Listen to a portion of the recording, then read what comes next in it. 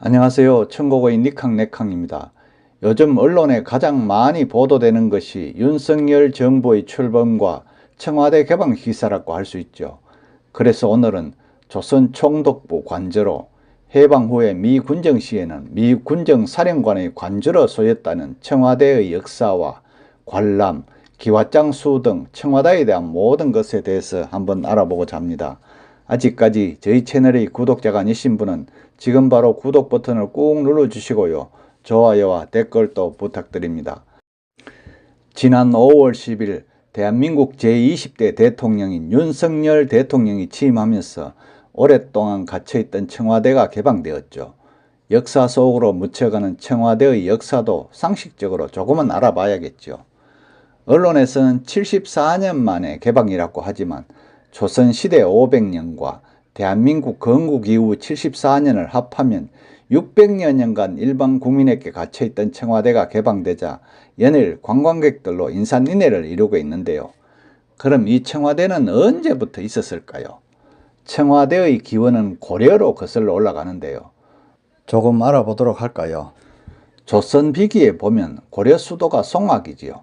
송악은 그 기운이 삼각산, 즉 한양에게 빼앗긴다고 했고요.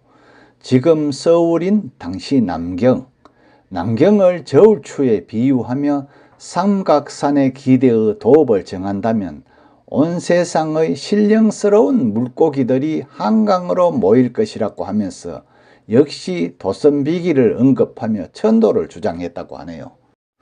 또 조선이 들어서자 도읍을 한양으로 천도하고 경복궁을 창건하였죠. 경복궁은 원래 남경 궁궐터에 지으려고 했는데 터가 협소하여 경복궁은 더 남쪽에 자리를 잡고 남경 궁궐터는 경복궁 후원에 있게 되었답니다.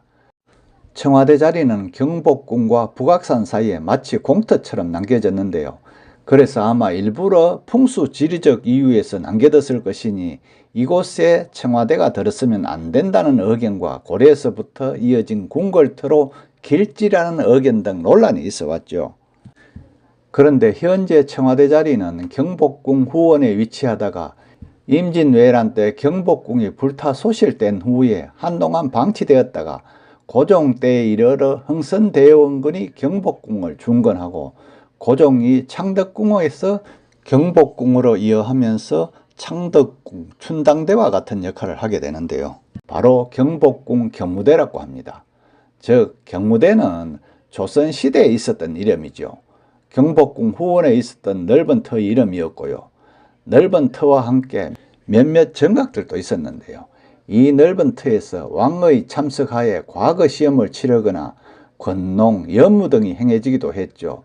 이 경무대가 훗날 이승만 정부 시절 경무대라는 명칭의 기원이 되었다고 합니다. 일제강점기에 일본은 이곳을 정각들과 함께 헐고 공원부지로 만들었고요. 1937년에 이 지역을 조선총독부, 조선총독 관저부지로 선정하여서 오늘날의 청와대 구본관 자리에 관저를 세우게 되었다고 합니다. 이때 지붕은 보천교 본당이던 11전의 화려한 청기화를 가져왔답니다. 그래서 관저 지붕이 푸른색이었고요. 1939년 완공 후 제7대 조선총독 미나미 지로가 관저로 사용하기 시작하였다고 하네요. 이후 해방이 되면서 미군정 치하에서 미군정 사령관인 미 합중국 육군 중장 존 하지 장군의 관저로 쓰이다가 1948년에 대한민국 정부가 수립되고 하지 장군이 물러나면서 이승만 대통령에게 관저를 주었죠. 그렇게 되면서 결국 대한민국 대통령의 관저로 쓰이게 되면서 현재에 이르렀다고 합니다. 그러나 이승만 대통령 이후 과거 경복궁 후원의 넓은 터의 이름인 경무대로 불리게 되었는데요. 이곳에 입주한 첫 대통령이 된 이승만 전 대통령이 제일 먼저 한 일은 망치를 들고 가서 모든 일본산 전구와 가로등을 깨버리는 것이었다고 전해진답니다. 서울이 2차례 함락당한 6.25 전쟁 당시에는 임시수도 부산광역시 서구 부민동에 임시관제를 두었는데요. 이 건물은 경상남도지사 관사를 거쳐서 현재 임시수도 기념관이 되었고요. 환도 이후 경무대가 다시 대통령 관제가 되었다고 합니다. 그러나 자유당 정권에 대한 반감의식 때문에 경무대라는 이름은 원성의 대상이 되었고요. 결국 4.19 혁명으로 이승만 대통령이 하야한 후에 윤보선 전 대통령이 취임하면서 당시 서울시사 편찬위원이던 김영상이 경무대라는 이름을 바꾸지 말 것을 요청했지만 윤보선 전 대통령의 의지는 확고하여 결국 김영상은 화령대와 청와대의 두 가지 안을 제시했는데 윤보선 전 대통령은 백악관, 그러니까 화이트하우스와 대조되는 의미에서 청와대, 블루하우스죠.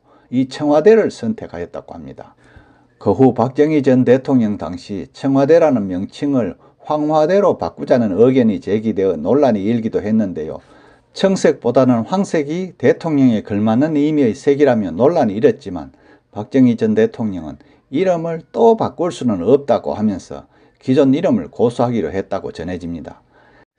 그래서 지금까지도 대통령 측근들을 비롯한 청와대 직원들을 블루하우스, 약칭 BH로 부르고요. 대통령의 지시를 BH의 하명이라 부르기도 한다네요. 일제강점기에 총독부 관저로 지어진 건물이었던 만큼 대통령 관저로 사용하기에 협소하고 노후화되어서 재건축하자는 의견이 여러 차례 있었으나 이승만 대통령이나 윤보선 대통령은 청와대 건물에 별로 손을 대지 않았고요. 그 이후에 취임한 박정희, 전두환, 노태우 전 대통령에 이르면서 정축이나 리모델링, 신축도 하였고요. 김영삼 대통령은 구 본관을 전부 철거하고 현재는 청와대 구 본관터라는 표식만 남아있다고 합니다. 일제강점기에 북악산의 전기가 이어지는 능선을 끊기 위해 해당 건물이 지어졌다는 풍수적 해석에 따라 벽돌과 기와는 기존 능선의 복원에 사용하고 가구와 직기는 보존하는 한편 샹들리에와 성강기는 대통령이 사용하는 물건이란 의미를 부여하지 못하도록 분해 후에 재사용을 전제로 경내에 내놨다고 합니다. 또 김영삼 전 대통령은 철통같이 막힌 청와대 앞길과 인왕산을 시민들에게 개방하였고요. 결국 2022년 올해 5월 10일 대한민국 대통령 직무실에는 직무실 기능을, 대통령 관제에는 관제 기능을 넘겨주고 결국 개방하게 되었다고 합니다.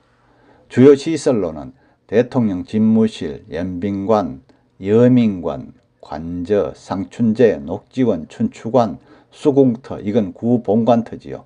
서별관, 시화문, 연풍문, 사랑채 등이 있고요. 청와대는 푸른 기와로 되어 있어 청와대라고 한다는데 여러분 혹시 청와대의 푸른 기와장 수가 몇 장인지 아세요?